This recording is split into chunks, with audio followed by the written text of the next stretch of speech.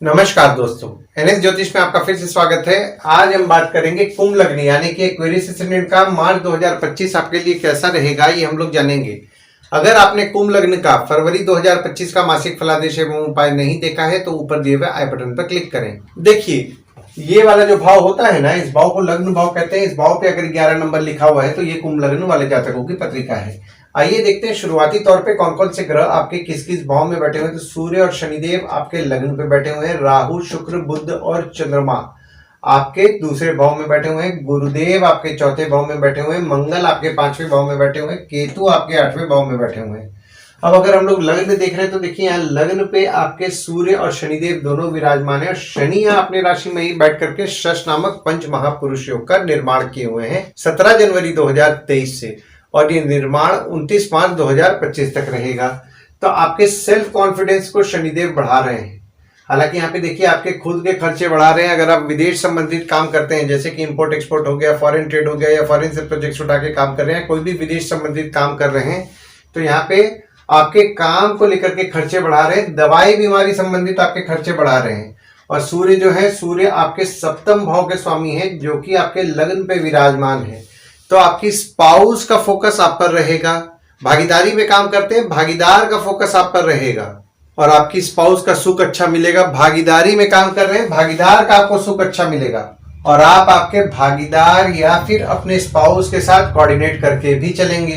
देखिए, ये जो पीरियड आपका बन रहा है ना, 11 फरवरी से 13 मार्च तक आपके स्पाउस हो गए या फिर आपके भागीदार हो गए, वे आपके कमियों को पूर्ण भी करेंगे। और दूसरे भाव में आपके राहु विराजमान है, शुक्र विराजमान है, बुध विराजमान है, चंद्रमा विराजमान है। शनिदेव 29 मार्च को विराजमान होंगे और सूर्य 14 मार्च को विराजमान होंगे। और आपके दूसरे भाव के स्वामी आपके चौथे भाव में विराजमान है। देखिए, दूसरा भाव जो होता है वो होता है आपके वाणी कुटुंब कोष का होता है। राहु आपके दूसरे भाव में विराजमान है 30 अक्टूबर 2023 से। तो 30 अक्टूबर 2023 से आपके परिवार के सदस्य के स्वभाव में थोड़ा जिद बढ़ा हुआ होगा। और शुक्र जो है, शुक्र आपके चौथे भाव के स्वामी हैं और आपके नवम भाव के स्वामी हैं, जो कि दूसरे भाव में विराजमान है। तो जो भी लोग ट्रांसपोर्ट रियल एस्टेट से संबंधित काम कर रहे हैं, जैसे कि नई पुरानी गाड़ी खरीदना बेचना, car detailing, car accessories, property खरीदवाना बेचवाना, या कोई भी घर वाहन से संबंधित काम कर रहे हैं, यहाँ पे आपके लाभ के योग तो बन रहे हैं और आपका नसीब भी सेविंग्स करने में आपका साथ देगा। वहीं बुध आपके पांचवें भाव के स्वामी हैं और आपके आठवें भाव के स्वामी हैं, जो कि दूसरे भाव में विराजमान है। देखिए, अगर आपके बड़े बच्चे कमाने वाले हैं तो उनसे आपके लाभ के योग बन रहे हैं। वहीं यहाँ पे देखिए, आपको खर्चों पे नियंत्रण रखना है, क्योंकि यहाँ पे अचानक धन हानि और अचानक धन लाभ के भी योग बन रहे हैं। और शनिदेव जब आपके 29 मार्च को आपके दूसरे भाव में विराजमान होंगे, तो देखिए यहाँ पे आपके लग्न के स्वामी हैं और आपके 12वें भाव के स्वामी हैं, जो कि शनिदेव आपके दूसरे भाव में विराजमान होंगे।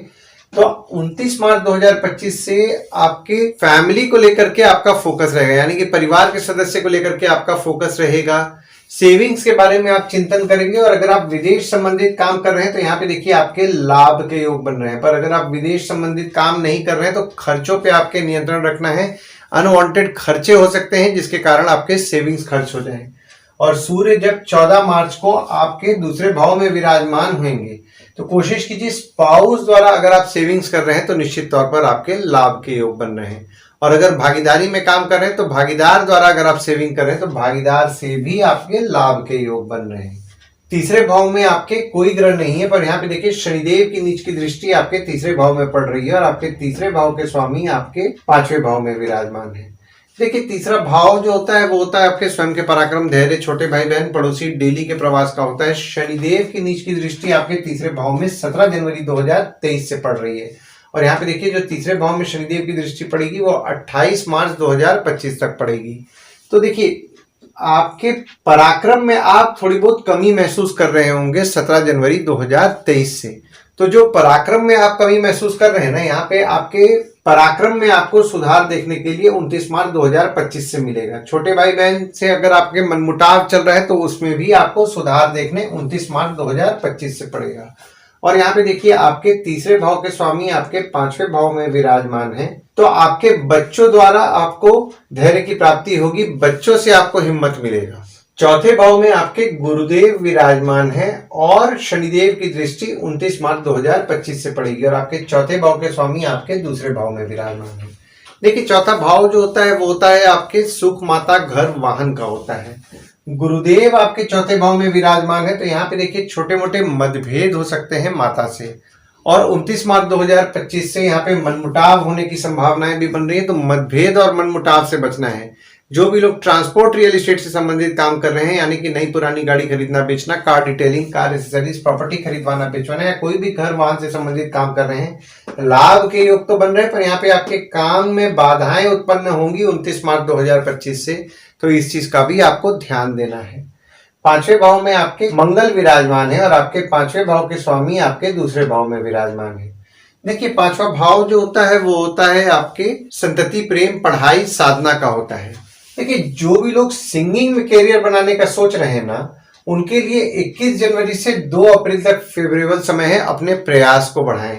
हालांकि मंगल देखिए आपके पांचवें भाव में विराजमान है तो आपके बच्चे हो गए या फिर अगर आपका किसी के साथ प्रेम संबंध चल रहा है, यानी कि आपके प्रेमी या प्रेमिका हो गए, आपने नोटिस किया होगा उनके स्वभाव में थोड़ा क्रोध बढ़ा हुआ है और यहाँ पे देखिए क्रोध बढ़ा हुआ है तो आपको संभल करके हैंडल करना है।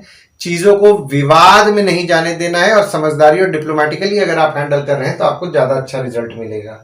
वहीं जो स्टूडेंट्स हैं, कोई भी एजुकेशनल इंस्टीट्यूट जैसे कि कॉलेज हो गया या फिर कोचिंग इंस्टीट्यूट हो गया या कोई भी एजुकेशन संबंधित जगह जहाँ पे वे पढ़ाई करने जा रहे हैं, वहां का माहौल थोड़ा गर्म रहेगा तो देखिए विवाद से बचने का प्रयास करें और कोई भी लड़ाई झगड़े से दूर रहें।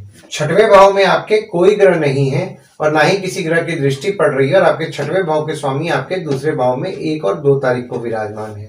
देखिए छठवां भाव जो होता है वो होता है आपके रोग, ऋण, शत्रु, मामा मौसी का होता है। देखिए 1 और 2 तारीख को ना यहाँ पे देखिए पारिवारिक विवाद हो सकता है और झगड़े हो सकते हैं, खासकर धन को लेकर के। तो इस चीज का आपको ध्यान देना है। और जब चंद्रमा 10 और 11 तारीख को आपके छठवें भाव में विराजमान होंगे तो चंद्रमा द्वारा आपके पत्रिका में विपरीत राजयोग का निर्माण हो रहा है। तो देखिए विपरीत राजयोग ये होता है जो कठिन से कठिन परिस्थिति में भी जब आप आपके साहस और पराक्रम से उस कठिन परिस्थिति को पार करेंगे और उस पर विजय पाएंगे, उसको विपरीत राजयोग कहते हैं।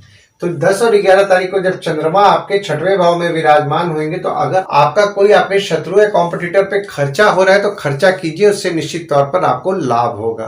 कोई कोर्ट कचहरी का मामला चल रहा है और खर्चा करने की बात अगर उठ रही है तो 10 और 11 तारीख को अगर आप खर्चा कर रहे हैं तो वो भी आपके लिए फलदायी रहेगा। सातवें भाव में आपके कोई ग्रह नहीं है पर यहाँ पे देखिए शनिदेव की दृष्टि आपके सातवें भाव में पड़ रही है और सूर्य की दृष्टि सूर्य के घर में पड़ रही है। देखिए सातवां भाव जो होता है वो होता है आपके स्पाउस, भागीदार का होता है। देखिए सातवें भाव में आपके शनिदेव की दृष्टि पड़ रही है, वो 17 जनवरी 2023 से पड़ रही है और 29 मार्च 2025 तक पड़ेगी। तो आपके स्पाउस हो गए, भागीदार हो गए, उनसे छोटे मोटे मनमुटाव हो रहे हैं। पर यहाँ पे देखिए 29 मार्च 2025 से जब शनिदेव की दृष्टि आपके सातवें भाव में से हटेगी तो यहाँ पे आपके स्पाउस हो गए, भागीदार हो गए, उनसे जो छोटे मोटे मनमुटाव हो रहे थे उसमें आपको सुधार देखने मिलेगा। हालांकि यहाँ पे देखिए आपके सातवें भाव के स्वामी आपके लग्न पे विराजमान है तो आपके स्पाउस या भागीदार का आपको सुख दिलाएंगे, पर यहाँ पे मनमुटाव भी होगा तो यहाँ पे मनमुटाव से आपको बचना है। पर यहाँ पे देखिए 29 मार्च 2025 के बाद आपकी स्पाउस या भागीदार का सुख आपको निश्चित तौर पर मिलेगा। आठवें भाव में आपके केतु विराजमान है, गुरुदेव की दृष्टि पड़ रही है, मंगल की दृष्टि पड़ रही है और शनिदेव की दृष्टि 29 मार्च 2025 से पड़ेगी और आपके आठवें भाव के स्वामी आपके दूसरे भाव में विराजमान है। देखिए आठवां भाव जो होता है वो होता है आपके आयु, जीवन, मृत्यु, अचानक धन लाभ, ससुराल का होता है। आठवें भाव में आपके केतु विराजमान है 30 अक्टूबर 2023 से।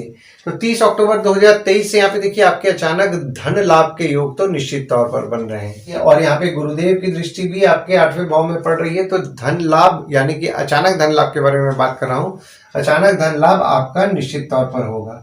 देखिए यहाँ पे आठवां भाव आपके ससुराल का भी होता है।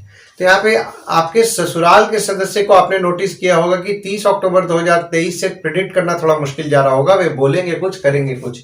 हालांकि यहाँ पे देखिए आपका आपके ससुराल वालों के साथ संबंध में आपको मजबूती देखने मिल रहा था, पर 29 मार्च 2025 से जब शनिदेव की दृष्टि आपके आठवें भाव में पड़ेगी तो यहाँ पे ससुराल वालों के साथ छोटे मोटे मनमुटाव हो सकते हैं, मनमुटाव से बचें।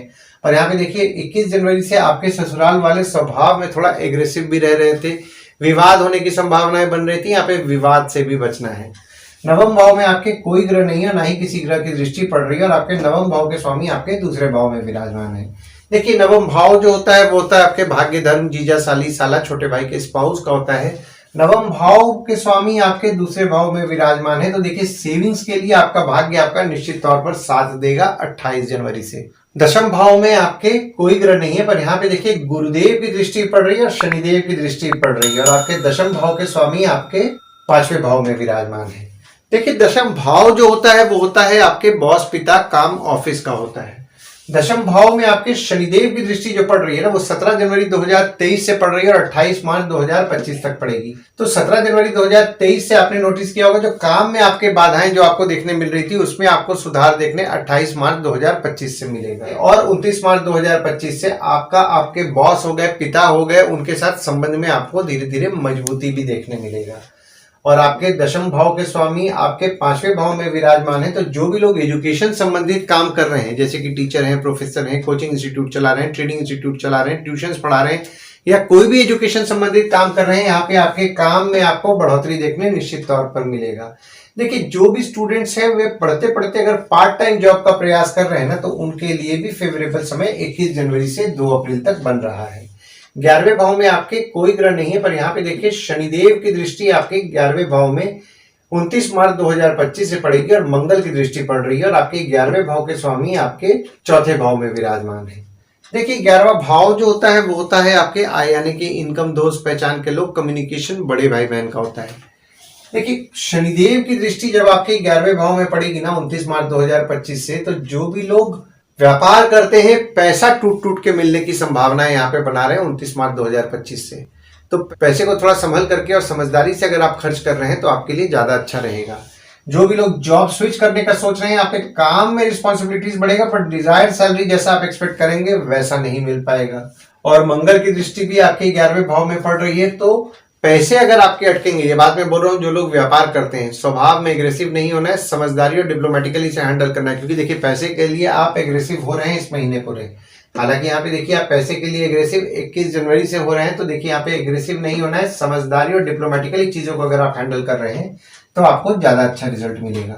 12वें भाव में आपके कोई ग्रह नहीं है, पर यहाँ पे देखिए मंगल और गुरुदेव की दृष्टि पड़ रही है, और आपके 12वें भाव के स्वामी आपके लग्न पे विराजमान है। देखिए 12वां भाव जो होता है वो होता है आपके खर्च, जेल, फॉरेन, हॉस्पिटल, मोक्ष का होता है। 12वें भाव में आपके गुरुदेव की दृष्टि पड़ रही है, तो यहाँ पे देखिए आपके खर्चे तो निश्चित तौर पर बढ़े हुए हैं, दवाई संबंधित खर्चे बढ़े हुए हैं, हॉस्पिटल संबंधित आपके खर्चे बढ़े हुए हैं। अगर आप विदेश जाने का सोच रहे हैं तो यहाँ पे देखिए आपके लिए फेवरेबल समय बन रहा है, अपने प्रयास को बढ़ाएं।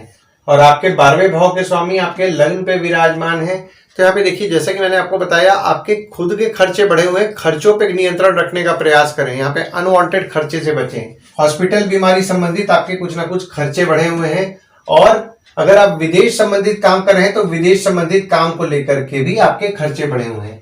तो ओवरऑल अगर मैं पूरे मार्च के महीना अगर मैं देख रहा हूं ना, तो मार्च के महीना देखिए आपके काम में जो आपके बाधाएं आ रही थी उसमें आपको सुधार देखने मिलेगा। हालांकि यहाँ पे देखिए जो भी लोग ट्रांसपोर्ट, रियल एस्टेट से संबंधित काम कर रहे हैं या फिर घर वाहन से संबंधित काम कर रहे हैं, उनके काम में थोड़ी बहुत दिक्कतें बढ़ेंगी, पर इनकम पे ज्यादा ध्यान देना है और पैसे को सोच समझ करके खर्च करना है, क्योंकि यहाँ पे देखिए पैसे जैसा आप एक्सपेक्ट करेंगे वैसा पैसा नहीं मिलेगा, थोड़ा बहुत पैसा अटकेगा, तो पैसे के लिए आपको एग्रेसिव नहीं होना है। आइए दोस्तों हम लोग ये समझने का प्रयास करते हैं कि मार्च के महीना में आपके लिए गुड डेट्स, बैड डेट्स और रेमेडीज क्या होंगे। तो गुड डेट्स वो डेट्स होते हैं जिस दिन अगर आप कोई नया काम शुरू करना चाह रहे हैं, कोई कंपनी में आपके एग्रीमेंट हो रहा है, कोई कंपनी में आपके ज्वाइनिंग हो रहा है, या फिर अगर आप कहीं बाहर जाने का प्लान कर रहे हैं, कोई भी अच्छा काम करना चाह रहे हैं ना, तो इस डेट्स को आप कंसिडर कीजिए। तो डेट्स हो जाते हैं 10 तारीख, 11 तारीख, 24 से 26 तारीख। वहीं बैड डेट्स में अगर आप कहीं बाहर जाने का प्लान कर रहे हैं, कोई कंपनी में आपके एग्रीमेंट हो रहा है, कोई कंपनी में आपके ज्वाइनिंग हो रहा है, या फिर अगर आप कोई नया सामान खरीदना चाह रहे हैं, कोई भी अच्छा काम करना चाह रहे हैं, तो इस डेट्स को आप अवॉइड कीजिए। तो डेट्स हो जाते हैं 3 तारीख, 4 तारीख, 12 से 14 तारीख, 20 तारीख, 21 तारीख, 30 तारीख और 31 तारीख। इस डेट्स को आप कहीं लिख के रख लीजिए ताकि आपके ध्यान में रहे। और उपाय में आपको शुक्रवार के दिन देवी के मंदिर जाना है, अर्गला स्तोत्रम का पाठ करना है। आशा करता हूं इस वीडियो में दी हुई जानकारी आपको पसंद आई होगी। अगर आप हमें YouTube पे देख रहे हैं और ये वीडियो आपको पसंद आया हो तो इस वीडियो को लाइक कीजिए, चैनल को सब्सक्राइब कीजिए, नोटिफिकेशन बेल जरूर दबाइए। और अगर आप हमें Facebook पेज पे देख रहे हैं तो Facebook पेज को लाइक कीजिए और फॉलो कीजिए। धन्यवाद दोस्तों, कल फिर मिलेंगे एक नए वीडियो के साथ।